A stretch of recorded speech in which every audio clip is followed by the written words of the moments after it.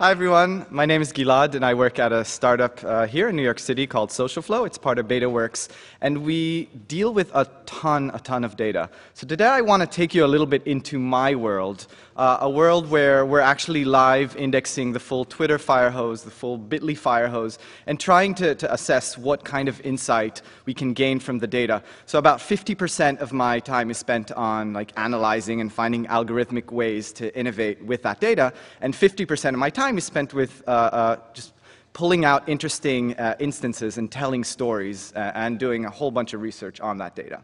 So the big paradigm shift that I think is extremely important for us all to acknowledge is it's not the fact that, okay, it's easier, we all know that it's easier to upload content, there's more and more content online, but actually getting users' attention has become the real bottleneck, right? You cannot demand people's attention, and you cannot expect to get it at a certain given point in time. What you have to start doing, and I'm glad to have seen a whole number of presentations before, talking about the need to research, the need to look at the data, the need to try to sculpt your audience, try to understand what data can teach you about them before you go out and interact with your audience. And what we're able to generate are these massive graphs of who is connected to who talks about what, how topics connect people, how hashtags connect certain locations, certain conversations. In this network society, information flows through its networks of people and entities. Right? This is a visualization that we ran on Occupy Wall Street of how information actually flows between the different news entities on Twitter around a specific event. This was the cleanup event in early October when protesters thought police would come and kick them out. And actually, for the first time, we can generate these beautiful and stunning graphs of how these topics are interconnected, how people are networked. And it's not anything new. We know that society is networked, but it's almost like the first pictures that we saw of Earth from the moon, right? It's for the first time we can see sort of societal structure. We can see information flow in real time, and we can dive deep into different sections of the graph.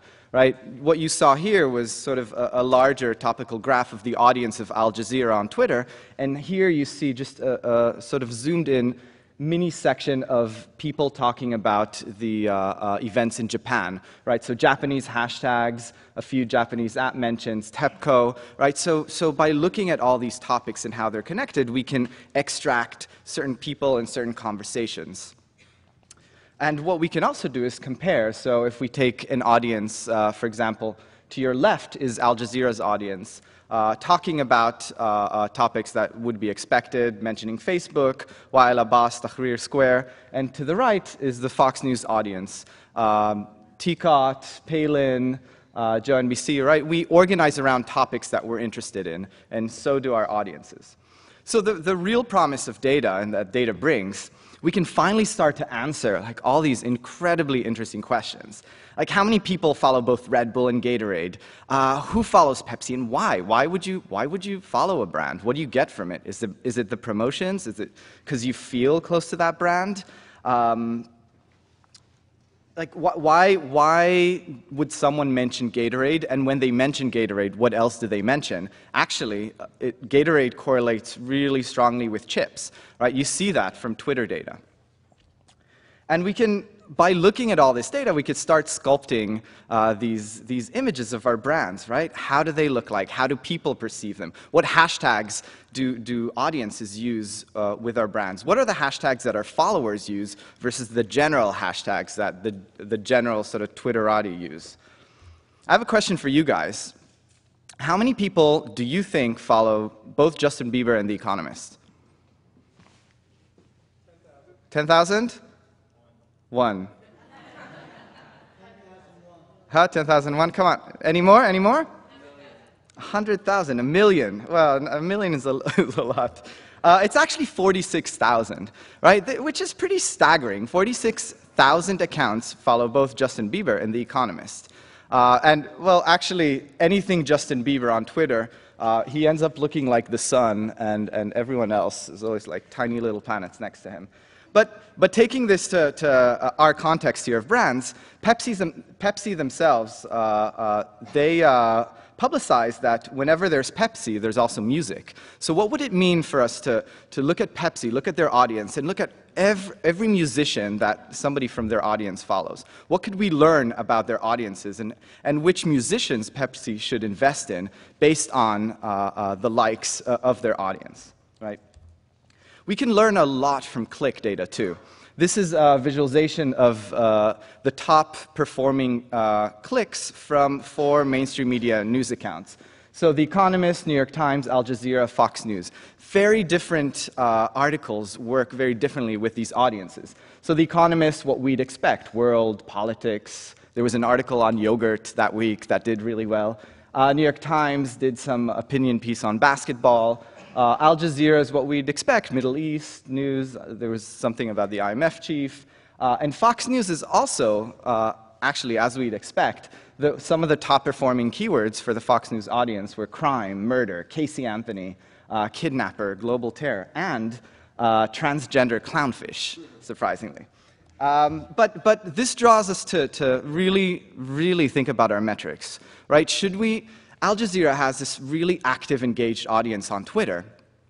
But at the end of the day, they're actually, when you look at the metrics, they don't click on as much content. So they're retweeting content from Al Jazeera consistently and at much higher levels than any other audience. But when you compare them with Fox News, the Fox News audience generates many more clicks, even though they're quiet. They're not as active on Twitter.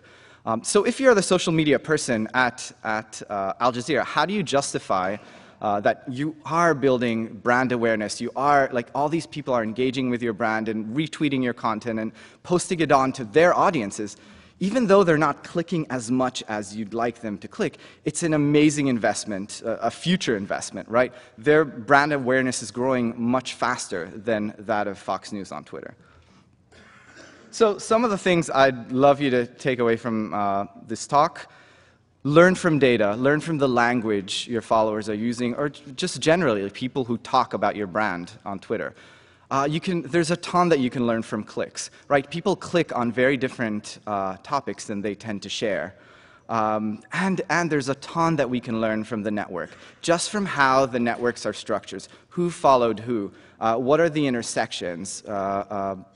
Who are the main entities or people that people in your audiences tend to follow, and why? So look at relevance, resonance, and timing, right? It's really important to be relevant, but also to resonate at the right time with your audience. We all know this, don't push out content late at night if most of your audience is here, right, is in North America. And start thinking about contextualized metrics. Don't talk about top 10 influencers or number of followers. Talk about topical influencers, right? People on a certain topic or in a certain geographic region that have influence, right? We all know celebrities are influenced. It's not new. It's not new that they're influential also on Twitter. We have to move away from that and actually look at community-driven and topic-based influence, right? And all that can help us make the optimal decisions at the right time, right, in real time. And I want to finish with a quote from a fantastic book written by James Glick called The Information.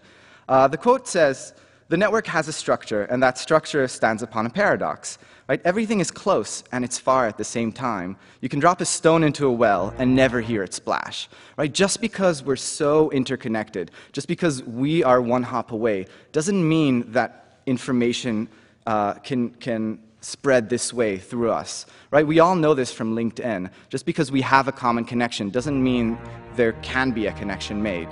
Right? So think about metrics, think about context. Come talk to me. I'll be right out here. And thank you.